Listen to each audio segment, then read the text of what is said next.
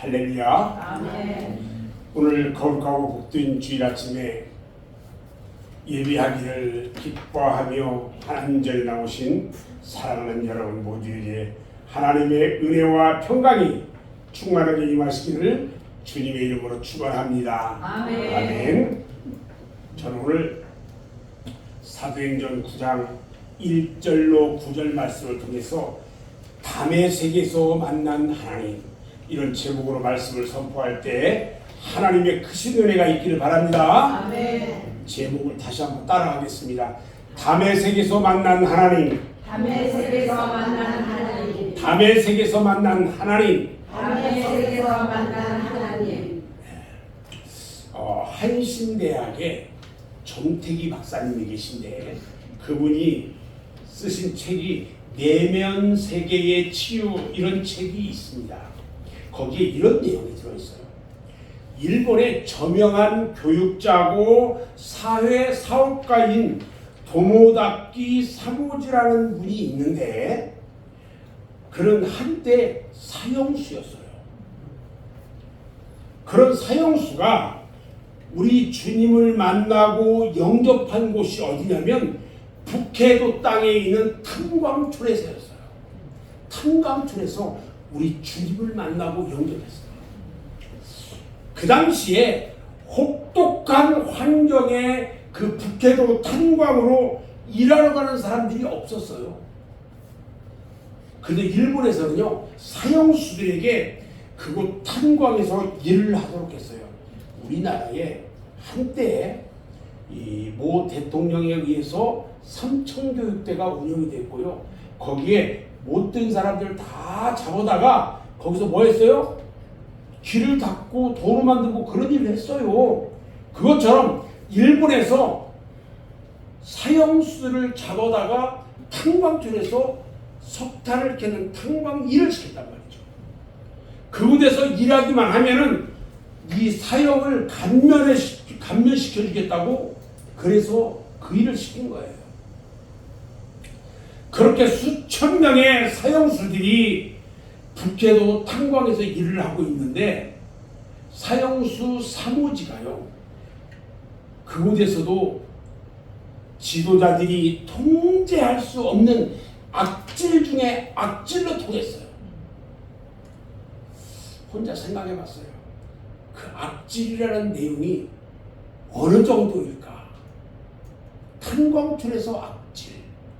그 사람들은 뭐 꽃괭이고 사비고 다 들고 있단 말이죠. 아마 사람들이 그 옆에 오지를 못했을 것 같아요. 이 사형수 촌에도요, 토요일이면 사형수 그들을 보려고 가족들이, 면이 오는 사람들이 줄을 섰대요. 그런데 이 사모지에게는요, 면이 오는 사람이 한 사람도 없었어요. 그런데 어느 날 숙소에 누워있는 사모지에게 누가 면회를 왔다는 거예요. 찾아온 사람이 누굴까 의아해하면서 나에게는 누구도 올 사람이 없는데 누가 왔을까 하면서 면회실에 딱 들어간 순간 사모지의 눈에 들어온 사람은요, 호호백발의 노인인데 머리가 완전히 굽어진, 지팡이를 의지하지 않고는 앉아있는 것조차도 힘들어 보이는 그의 어머니였어요. 사모지의 집은요,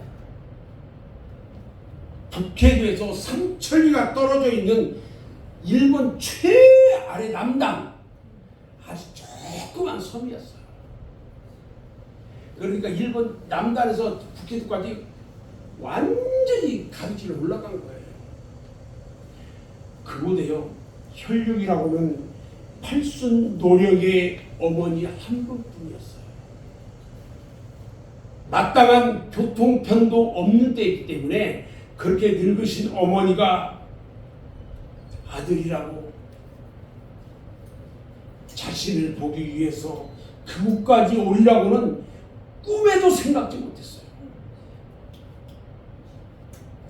그 노모가요, 그 아들을 보기 위해서 일본 최남단에서 북해도까지 찾아온 거예요. 지금.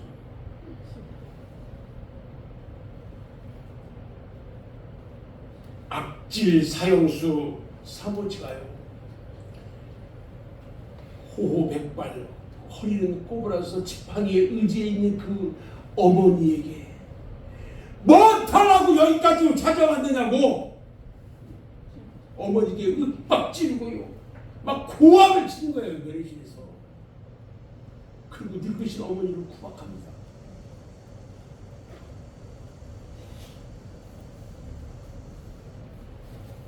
그런 부정한 아들에게 이모는요 아무 말하지 않고요 조그만 보따리 하나를 내밀었어요.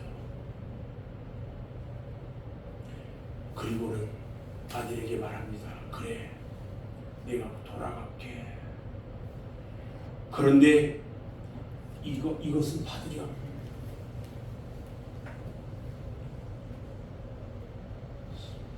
사모지가요 숙소로 돌아와서 보따리를 풀어봤습니다. 그 안에는요 먹을 것은 한 개도 없고 성경책 하나가 들어있었습니다. 그 사모지가 생각하기를 그 사이에 어머니가 예수쟁이가 되는가 보다. 그러면서 쓴 웃음을 치는 거예요. 그러면서 성경책 보따리를 한쪽에다 집어 던져버렸어요. 며칠이 지나는 동안요 그 성경책은 거기에 함께 지내고 있는 사형수들을 담배마리 종이, 옛날에 노인 양반들 시골에서 이 복면에다가 신문지를 말아서 피웠던 것처럼 성경책 종이가 얼마나 좋아요. 이걸로 담배를 말아가지고 사용하다 보니까 성경책이 하나하나 다 뜯겨져 나가는 거예요. 그것을 보고 있는 사모지는요 마음이 갑자기 조금씩 흔들리기 시작합니다. 그래도 어머니가 불원천리하고 가져다 준 책인데 이런 식으로 이 책이 망가지게 해서는 안 되지 않겠느냐 이런 생각을 하면서 도대체 무슨 책이길래 어머니가 그 먼 곳에서 이곳까지 들고 왔단 말이냐 그러면서요 한번 딱 떠들어보면서 한번 읽어볼까 하고 읽어봤어요. 그런데요 사모지가 그날부터 성경을 한번 딱 읽은 순간 성경에서 눈을 뗄 수가 없는 거예요. 그래서 성경을 읽기 시작합니다. 어머니에게 죄송한 마음에서 성경을 손에 잡은 거예요. 그런데 이상하게도요 그는 성경책에서 눈을 뗄 수가 없었어요. 마치 자석이라도 되는 것처럼 성경을 읽고 또 읽고 또 읽었어요. 그는 성경책을 품에 놓고 다니면서요 어디서든지 틈만 나면 꺼내 읽었어요. 휴식 시간에도 성경을 읽고요 점심 시간에도 또 숙소에 돌아와서도 심지어는 탄광 속에서도 전등불 안에서 성경을 읽었어요. 그러던 어느 날 깽도에서 석탄을 캐다가 휴식 시간에 잠깐 쉬면서요 성경을 읽기 위해서 일하고 있던 깽도에서 나와가지고 옆 깽도에 들어가가지고 성경을 부지런히 읽고 있었어요. 그런데 성경을 읽는 동안 이 사모지의 귀에 엄청나게 큰 폭발음이 들려오는 거예요. 깜짝 놀라서 돌아봤더니 방금 전까지 자기가 일하던 그 깽도에서 폭발이 일어나가지고 깽도가 무너져 내려버렸어요. 그곳에서 일하던 37명의 동료들이요 다 묻혀 죽고 말았어요. 사모지는 동료들의 시신을 붙들고 울면서 우리 하나님께서 자신을 살려주셨다는 것을 깨달을 수가 있었어요. 아멘. 이후에 시모지는요 모범수로 출소합니다. 그리고 일평생 청소년을 위한 사회 사업에 헌신하면서 기독교인으로서 훌륭한 모범을 보여주었습니다. 아멘. 그가 77살의 일기로 세상을 떠날 때까지 중고등학교 6개 하고요, 고아원 6개를 세웠고요, 일본 교육자 대상을 탔고 사회 사업 대상을 받은 기독교인이 되었습니다. 그는 믿기를 영원히 죽을 수밖에 없는 나를 위해서 십자가에 대신 돌아가신 주님의 은혜에 보답하기 위해서 사유를 위해서 헌신하면서 알찬 생애를 살았다고 고백을 합니다. 그가 어머니를 만나는 경험이 없었다면 그토록 헌신자로서 증인으로서 살 수 있었을까 하는 의구심을 떨칠 수 없는 일입니다. 저는 이제 본문으로 돌아와서 말씀을 보려고 합니다. 오늘 본문에 나오는 사도 바울은요, 생각하면 생각할수록 위대한 사람입니다. 저는 사도행전을 읽으면서 그가 쓴 13권의 성경을 읽으면서 무릎을 꿇어야 한다는 생각을 할 때가 참으로 많아요. 그의 믿음이 너무너무 깊기 때문에 그래요. 그리고 그의 복음 전파에 대한 뜨거운 열정을 막 가슴으로 느껴요. 어떤 분이 말하기를 예수님이 없었더라면 이 세상에 교회가 없었을 것이고 바울이 없었더라면 기독교가 없었을 것이라고 말합니다. 이 말은 결코 과장된 말이 아니라고 생각합니다. 그의 신앙과 삶을 통해서 기독교의 초석을 든든하게 다져놓은 책이 사도행전인 것입니다.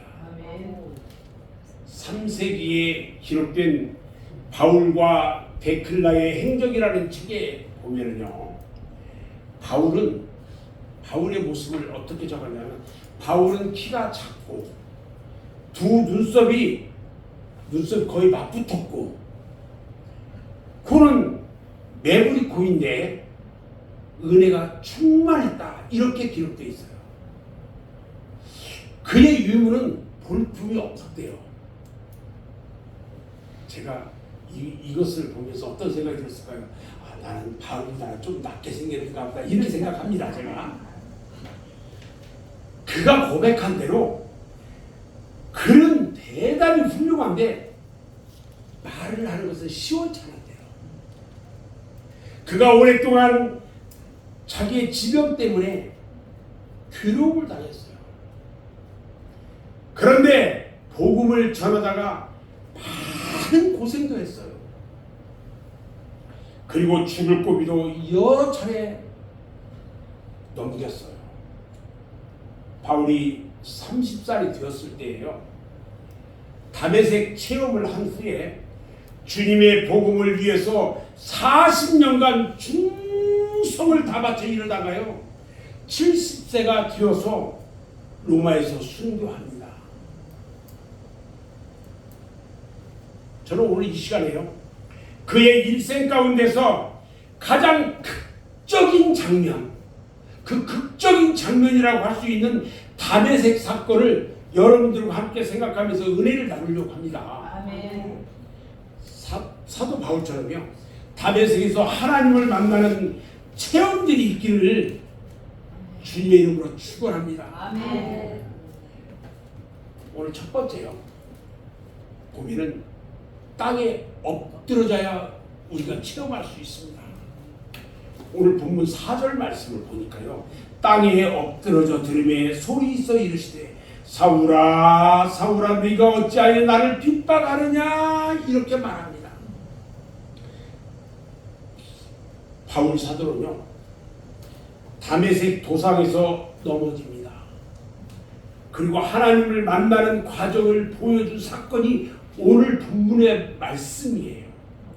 이 사건이 얼마나 귀했으면요 사도행전 9장 여기에 있죠. 사도행전 22장에도 이 사건이 기록되어 있어요.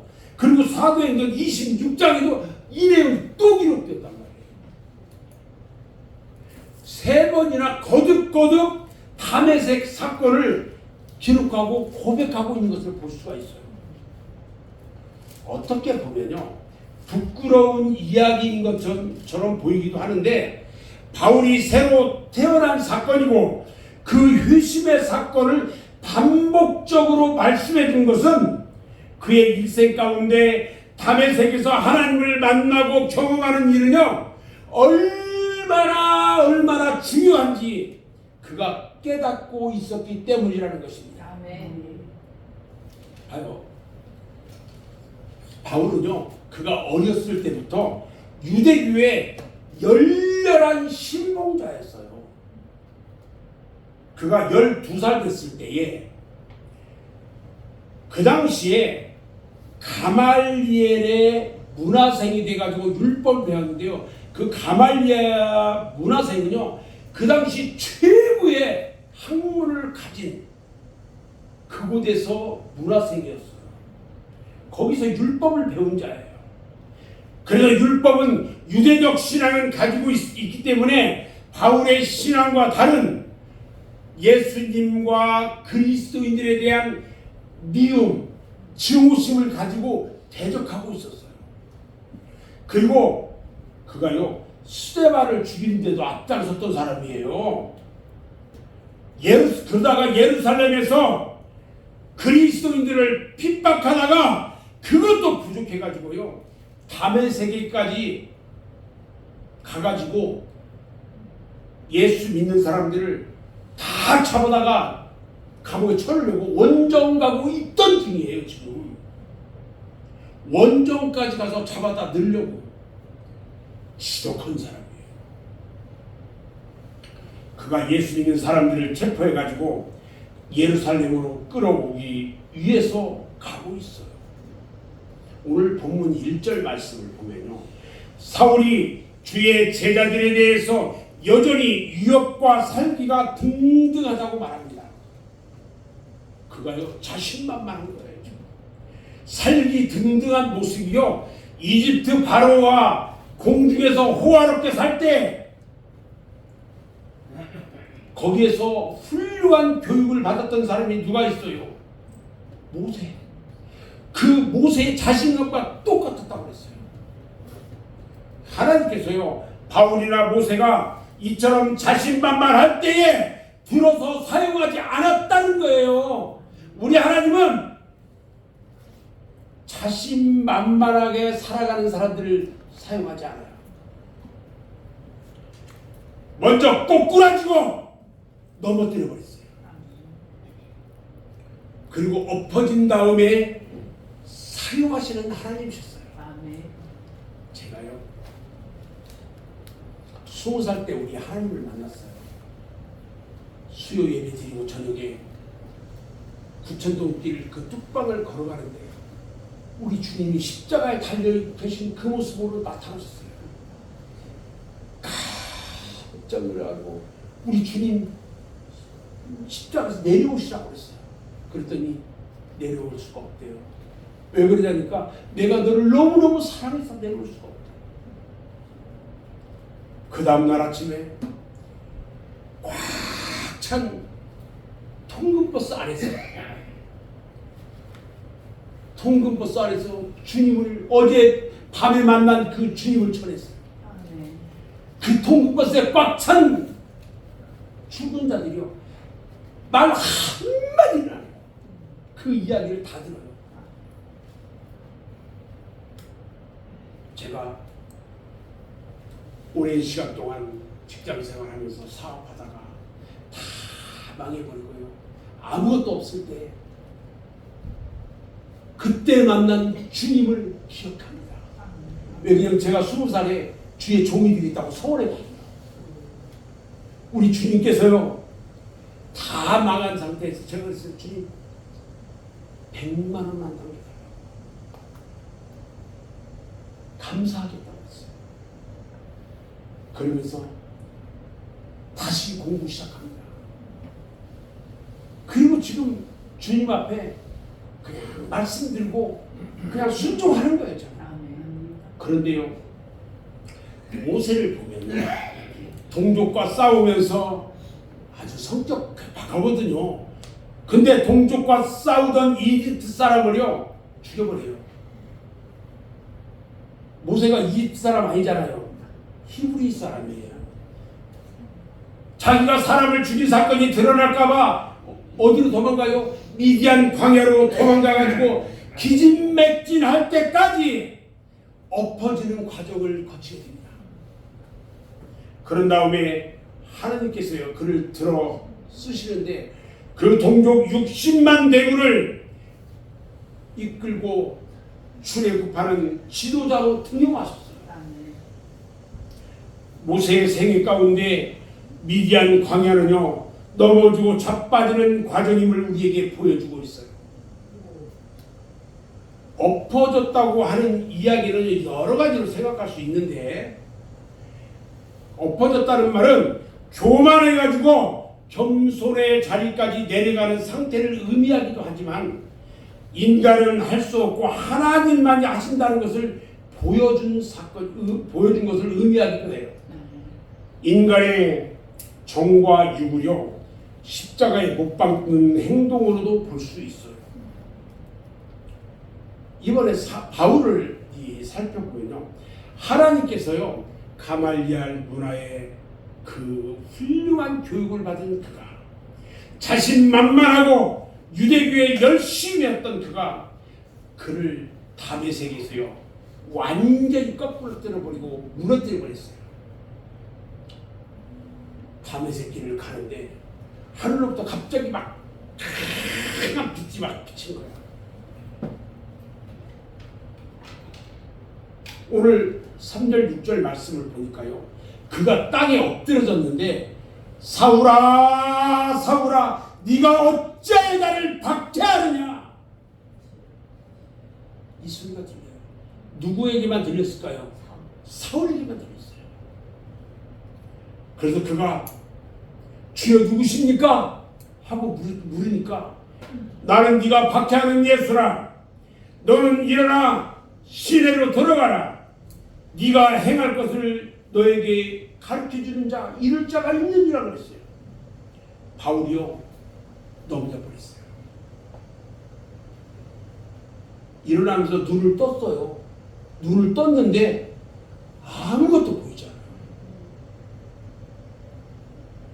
사흘 동안 아무것도 보지 못하고요 먹지도 마시지도 못합니다. 이러한 그를 우리 하나님께서 다시 일으켜 세웠어요. 넘어진 사울을 다시 일으켜 세웠다는 이야기는요 일어나서 하나님께 다시 쓰임을 받았다는 이야기예요. 아멘. 두 번째는요 우리가 인간의 열심만으로는 안 된다는 것을 믿어야 돼요. 오늘 1절과 2절을 보면요 사울이 주의 제자들에 대하여 여전히 유업과 살기가 등등하여 대제사장에게 가서 다메섹 여러 회당에 가져갈 공문을 청하니 이는 만일 그 도를 따르는 사람을 만나면 남녀를 막론하고 결박하여 예루살렘으로 잡아오려 하리라. 인간의 열심이요 하나님의 뜻을 이루려고 하는 바울의 생각과는 다르다는 거예요. 바울은요 인간의 열심을 위해서 뭔가를 하려는 의지가 있었던 사람이에요. 여기에서 또 한 가지 우리가 생각할 것이 있어요. 자기 확신이 강하고 열심히 있다는 것이요 꼭 하나님을 잘 믿는 것은 아니다는 거예요. 잘 생각해야 돼요. 내가 열심만 있다고 내가 하나님을 잘 믿는 거다? 아니요. 기도를 많이 한다고 해서 신앙이 좋다고 할 수 있습니까? 아니요. 신앙이 좋다고 할 수 없습니다. 성경을 많이 읽고 교회 봉사 잘한다고 해서 신앙이 좋은 건 아닙니다. 믿는 모습은 갖추어 있다고 하면서도 실제 생활하는 걸 보면 그러지 못한 사람들이 우리 주변에 너무 많아요. 열심히 신앙생활을 하고 있는데 하나님을 섬기는 사람으로서 모범을 보이지 못하는 실망스러운 사람들도 많이 있다는 거예요. 여러분들이 잘 아는요, 미국의 비극적 테러 사건 뭐가 있을까요? 9.11 그 사건을 기억하실 거예요. 이 사건은요, 알라신을 섬기는 이슬람 교도들에 의해서 벌어진 사건이에요. 여러분들이 잘 아는 대로 오사마 빈 라덴을 비롯한 테러범들이요, 열렬한 이슬람 교도예요. 알라신을 그토록 잘 섬기는 사람들이라면 어떻게 한꺼번에 수천 명의 생명을 죽이는 테러를 감행할 수가 있느냐는 거예요. 이것이 신앙입니까? 잘 믿기 위해 노력하는 것은 귀한 일인데 이렇게 많은 사람들을 죽이면서 그들의 신을 섬긴다면 이것은 잘못돼도 크게 잘못된 거라는 거예요. 바울이 지금 다메섹 도상에서 부활하신 예수님을 만나기 전에는요, 자기가 믿는 신앙이 가장 옳고 전부인 것처럼 생각했어요. 그리고 율법을 잘 지키는 것이 하나님을 잘 섬기는 일이라고 믿었어요. 그래서 자기들처럼 믿지 않으면 무조건 배격했고요, 예수님의 가르침은 잘못된 것이라고 생각했던 거예요. 그리고 예수님을 따르는 사람들은 유대교의 적이고 그들은 박멸해야 할 존재라고 믿었다는 거예요. 그런데요, 다메섹에서 주님 만나는 체험을 한 후에 믿음이란 무엇인가? 하나님을 잘 섬긴다는 것이 과연 무엇인가? 이런 문제에 대해서 귀한 깨달음을 얻게 되었다는 겁니다. 마찬가지로요, 우리들에게도요, 신앙의 재정립을 위해서 우리들에게도 나름대로의 다메섹 체험이 있어야 한다는 것입니다. 아멘. 자기식으로 하나님을 섬기며 신앙생활을 하고 행동 위주의 신앙생활을 하는 것은 바람직하지 못한 거예요.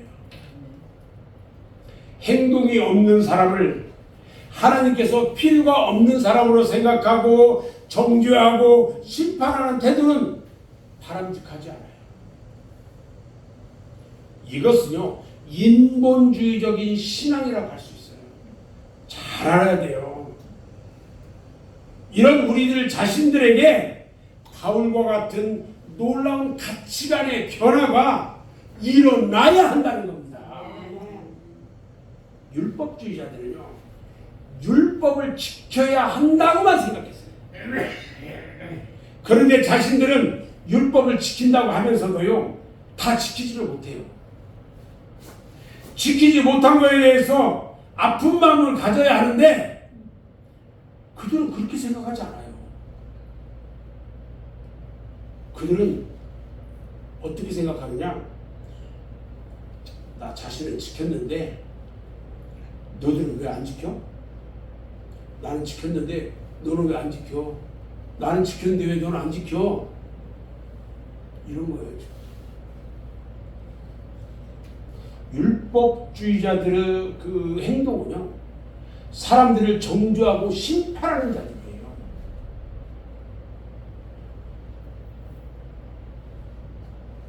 그리고 이들은요, 주변 사람들을 감독하는 사람들이에요. 남의 눈에 있는 뭘 본다고요? TV는 보면서 내 눈에 있는 뭘 못 본다고요? 들보는 왜 깨닫지 못하느냐. 예수님 시대에요. 바리새인들은요, 예수님을 줄을 지어가지고 따라다녔어요. 예수님이 좋아서 따라다녔을까요? 아니에요. 얼마나 많은 사람들이 예수님을 따라다녔는지요. 삭개오 같이 키가 작은 사람은요, 나무에 올라가가지고 주님을 봐야만이 올라가야만이 주님을 볼 수 있었어요. 이렇게 주님을 따랐는데 이들이 주님에게 은혜를 갈급해서 따라다닌 것이 아니라 예수님 말씀을 흠잡고 책 잡으려고 따라다닌다는 거예요.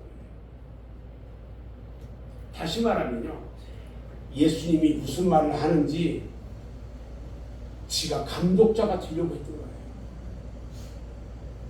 다시 말하면 트집을 잡고 잘하나 못하나 감독하기 위해서 열심으로 따라다녔어요. 이것은 진정한 신앙이 아니라 율법주의자적인 바리새인들 이미 틀렸다는 거예요. 하나님이 감독자, 하나님의 그 감독자이고 인간이, 여러분, 하나님만 우리의 감독자가 될 수 있어요. 인간이 감독자가 될 수 없는 거예요. 우리 자신도요, 하나님께 감독을 받고 있다는 것을 믿어야 돼요. 다른 사람들에게 내가 감독자인 것처럼 얘기하면 안 돼요. 이제는 마태복음 7장 1절로 3절 말씀을 보면요, 비판을 받지 아니하려거든 비판하지 말라. 너희의 비판하는 그 비판으로 너희가 비판하는 사람은 나중에 비판받는데요, 너희의 헤아리는 그 헤아림으로 너희가 헤아림을 받을 것이다. 어째서 형제의 눈 속에 있는 티는 보고 내 눈 속에 있는 들보를 깨닫지 못하느냐. 그런데요, 바리새인들은 열심을 다해서 예수님을 감독하려는 자리까지 나가려고 해요. 자기들이 최고인 줄 알아요.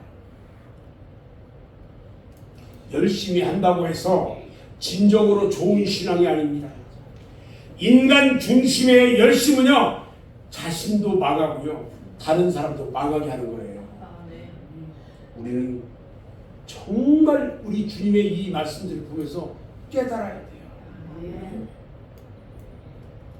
다시 말하면요, 본인도 타인도 천국에 들어가지 못하도록 하는 행동들이라는 거예요. 스코틀랜드의 이 목사이고 찬송가를 작시한 그 보나가 목사님이 어느 날 꿈을 꿨대요. 근데 꿈을 꿨는데 천사가 이 보나의 신앙, 열심히 있는 신앙을 저울질했대요. 목사님이 신앙을 저울질했더니 100근, 100근이 된다고 하면서 그 열심을 분석해서 보여주더래요. 그런데 그 보나 목사의 100근이 분석을 해보니까 이기심 때문에 나타나는 열심이 14근 되고요, 파당을 만들어서 하는 열심이 15근 나오고요, 지 명예 때문에 나오는 열심이 22근이고요, 사람을 사랑하면서 내는 열심이 23근이고요, 오직 하나님을 사랑하는 열심은 26근밖에 안 되더래요. 그런데요, 잠에서 깨어난 이 보나 목사가 자신의 열심이 얼마나 인간적 발상에서 우러나왔던 것인지 깊이 회개합니다. 그리고요, 완전히 변화된 삶을 살았네요. 여러분, 세상 것이 보여져서는 안 됩니다. 이제는 우리 여러분들 안에 세상 것들이 보여지면 안 돼요. 오늘 본문 8절 9절 말씀을 한번 보겠습니다. 사울이 땅에서 일어나 눈을 떴으나 아무것도 보지 못하고 사람의 손에 끌려 다메섹으로 들어가서 사흘 동안 보지 못하고 먹지도 마시지도 아니하니라. 눈은 떴는데요, 바울은 아무것도 보이지 않아요. 신앙인은 눈을 떠서 보려고 하면요, 하나님을 경험할 수가 없어요. 내 눈으로 하나님을 볼 수 있어요, 없어요? 못 봐요. 그런데 영의 눈으로 주님을 볼 수 있단 말이에요. 그래서 영의 눈을 떠야 돼요. 영적 맹인이 뒤어 있어야 한다는 거예요. 육신의 눈을 떠서 모든 것을 볼 수 있다고 하는지 모르는데 진정으로 영적으로는 맹인이 돼가지고요, 전혀 보지 못하고 살아가는 거예요. 내가 눈 뜨고 지금 보고 있잖아요. 영적으로는 맹인이야. 지금 아무것도 볼 수 없어요. 여러분, 세상 것만 보여서는 안 돼요. 영적으로 영의 눈을 떠서 4차원의 세계를 봐야 돼요. 이 세상에 대해서는요, 맹인이 되어야 돼요. 내가 주 안에서 보여지는 것들은 영 안으로 우리가 영적으로 바라보는 것 같아요. 세상 사람들, 세상에서 하는 모든 것들, 이것들을 바라볼 때는요, 영적인 것이 보이는 게 아니라 세상 것만 보이는 거예요. 바울이 세상을 향해서 온전히 눈을 감고 있었어요. 그런데 하나님이 그에게 아나니아를 보내줘서 안수하게 합니다. 그리고 눈을 다시 뜨게 하셨어요.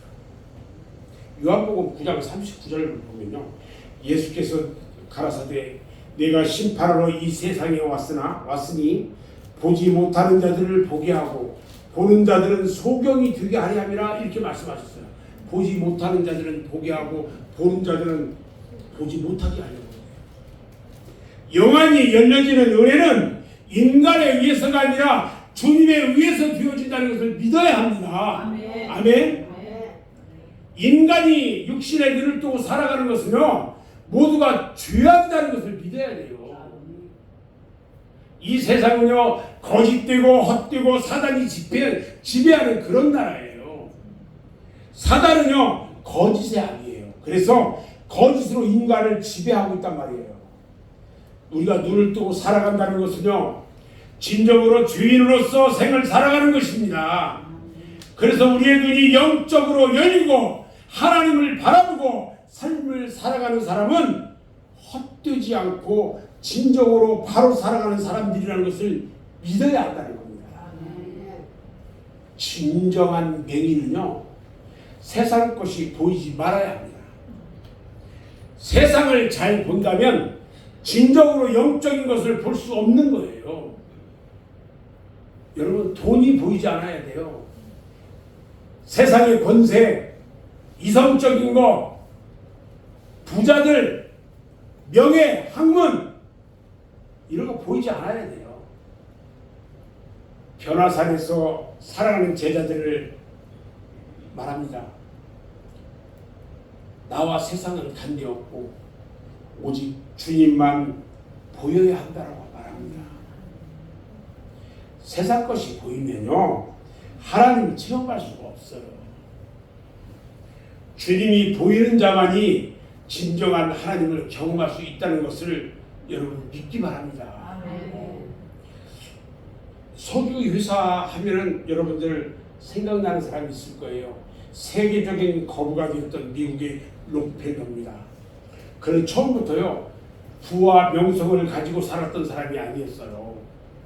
지독하게 가난했던 그가요, 한때 4센트의 일당을 받으면서 뜨거운 감자밭에서 일을 했고요, 도무지 장래성이 보이지 않는다는 이유로요, 사랑하는 여인으로부터 버림받은 자였어요.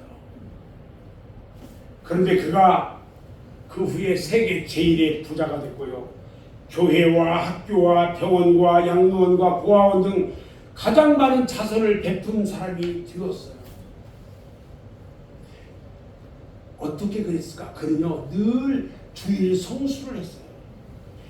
한 번도 주일 빠지지 않았어요. 철저하게 그는 11조를 했어요. 그리고 교회 주일학교 선생으로 봉사했고요. 그 당시 남들이 다 가는 댄스 파티 클럽 한 번도 가지 않았다고 했어요. 그는 날마다 성경을 읽고 말씀을 묵상하는 독실한 크리스찬으로서 삶을 살았어요. 이런 노펠러를 하나님께서 축복하시고 영광을 받으신 거예요. 영혼이 잘 빌면 다른 복은 덤으로 따라오는 것이 우리 주님의 방법이에요. 이것이 가치관의 변화이고 진정으로 영적 영안이 열린 사람의 모습이라는 것이에요. 저는 이제 오늘 말씀을 마무리할 건데요. 여러분들이 잘 아는 김익두 목사님, 깡패 김익두. 그 김익두 목사님이요. 예수님을 믿고 회개한 다음에 사람들에게 자신의 부고장을 다 돌렸어요. 부고장이 뭐예요? 나 죽었습니다 하고 부고장을 다 돌렸어요. 사람들은요. 깡패 김익두가 죽었다는 부고장을 받고는요. 좋아했을까요? 안 좋아했을까요? 좋아했어요. 평소에 그분이 얼마나 잔인하고 못된 짓을 많이 저질렀는지 사람들이 그렇게 좋아했대요. 그런데 어느 날 사람들이 많은 시장에서 죽었다고 부고장을 돌렸던 그 김익두가 나타난 거예요. 그런데 그 옛날하고 다르게 손에 성경책을 다 들고 이 시장에 나타난 거예요. 사람들이 그를 보고 놀라요, 안 놀라요? 놀랬죠. 근데 어떤 사람들이 정말 저 김익두가 변했을까 안 변했을까 해가지고요.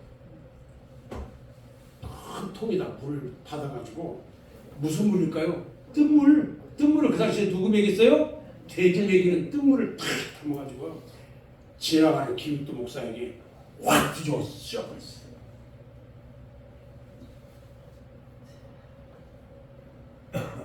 그런데요, 그 김익두 목사님이 아무렇지도 않다는 듯이 탁 털어버리고 그 물구덩물 퍼부은 사람을 탁 바라보면서 당신은 옛날 김익두가 죽었다는 사실을 기뻐해야 돼. 그가 오늘 살아있었다면 너는 아마 요절 박살이 났을 거야. 그렇게 말했대요. 여러분 이것이요 바로 하나님을 만난 자의 아름다운 모습이에요. 아멘. 하나님을 경험한 자의 기적이에요. 아멘. 하나님을 만난 자, 경험한 자는요 자신이 무너져야 합니다. 아멘. 열심이 아니라 신앙으로 주님을 만나야 한다는 것입니다. 아멘. 세상의 눈이 감겨져야 돼요. 아멘. 사랑하는 우리 맑은새 교회 성도 여러분, 바울처럼 복음을 위해서 평생을 살아온 것을 본받고요. 주위의 사람들에게 예수님의 복음을 전하면서 주님의 기쁨이 되기를 바랍니다. 아멘. 저는 이번 낙도 선교를 가면서 우리 하나님께서 어떻게 하실지 저는 기대하고 있어요. 제가 지난주에 얘기했죠. 그곳에 하나님의 잃어버린 양을 만나게 할 거라고요. 어제 제가 놀라운 일이 벌어졌어요. 차가 이번에 2대가 갑니다. 봉고차 하나하고 제 차하고 가는데요. 어제 우리 권사님 집에 신방 예배 드리고요. 또 와가지고 또 차도 한잔 마시고 다 와서 이제 우리 여기 벽배를 갔는데 우리 딸이 해산을 했잖아요. 이제 우리 그 손녀하고 관자 오늘 다 갑니다. 그래서 먹을 것 좀 해주려고 잠깐 뭘 사러 갔다가 거기에서 시동을 딱 걸었는데 차가 가기는 가는데 핸들도 안 들고요. 차가 완전 서버렸어요. 내가 자동차 보험을 가입했는데 어디다 가입했는지 기억이 안 나. 그래서 동부화재에도 전화해보고요. 삼성화재에도 전화해보고 다 하다가 현대해상에 전화했더니 거기에 있어요. 그래서 제가 알고 있는 이 장로님, 카세트 하는 장로님한테 전화를 했어요. 차가 지금 이런 상태인데 어떠냐 했더니 발전기 나갔대요. 그러면서 이것 좀 빨리 고쳐야 된다 했더니 목사님 지금 못합니다. 나 이거 월요일날 이 차 가지고 나 또 선교 가야 되는데 어떻게든지 해줬지. 지금 절대 안 되고요. 내일 오후에 시간이 되면 해드릴게요. 시간이 안 되면 못 해준다는 거예요. 그러면 제가 갈 수 있어요, 없어요? 제 차에다가 여기 뒤에 있는 에어컨도 실어야 되고 뭐 이것저것 싣고 그냥 가야 돼요.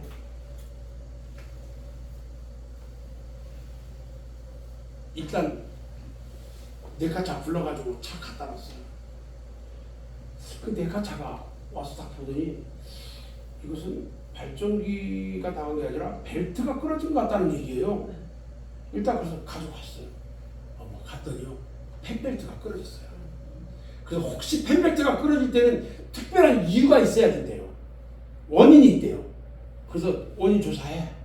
그렇게 하면서 만약에 안 되면 거기 뭐 또 갈아야 되고 이 발전기가 다 갈아버렸어요. 급해졌어요 제가. 그랬는데요. 발전기 있는데 그쪽에 이를 딱 뜯어봤더니 그게 문제가 아니라 제 차가 에어컨이 되다 안 되다 그랬거든요. 그래서 봤더니 그 나지에다 넣는 물 있죠? 그게 없어가지고 그렇다는 거예요. 그러면서 거기가 보니까 구멍이 나가지고 새고 있더래요. 그런 것도 발견했죠. 펜벨트 딱 갈고 나서 다른 거 보니까 다른 거 이상이 없더래요. 근데 또 하나는 뒷바퀴가요 툭 튀어나와가지고 터지죠. 그래서 바퀴를 싹 갈아버렸어요. 제가 왜 이 이야기를 하냐면요, 우리 하나님께서요 주의 복음을 전하려고 가려고 하는 그곳에 혹시라도 제가 그냥 가다가 고속도로에서 사고 났으면 어떻게 되겠어요? 우리 하나님이 어떤 은혜를 주시려고 하는지, 거기서 무슨 기적 같은 일이 벌어지지 않으려고 하는지 미리 다 여기서 준비하시고 전부 정비하게 해가지고 가게 하는 거예요. 아멘. 어제 그 장로님 보고 이야기했어요. 우리 하나님이 어떤 일을 하시려고 이렇게 미리 다 고치게 하고 가게 하시는지 생각해보세요. 지금도 심장이 떨려요. 고속도로에서 제가 사고 나본 적이 있거든요. 가다가 갑자기 차가 서버렸어요. 명절날 올라오다가 철안 앞에서 우리 애들 애기 때요. 그래서 옆에 다시 대놓고 명절날을 이 정비소 거기 왔다 갔다 하면서 천안에서 그 지도고 있었어요. 제가 그걸 알거든요. 우리 하나님이요 아마 이번 낙도 선교 때 큰 은혜가 있을 거라고 기대를 합니다. 아멘. 아마 다음 주에 와서 거기서 있었던 그 체험을 여러분들한테 선교 보고하지 않겠냐 이런 생각 해봅니다. 아멘. 오늘 다메섹에서 주님을 만났던 사울처럼 육안의 눈으로 주님을 만나려고 하지 말고 영적인 감긴 눈으로 주님을 다 만나는 그런 여러분 모두가 되시기를 주님의 이름으로 축원합니다. 아멘.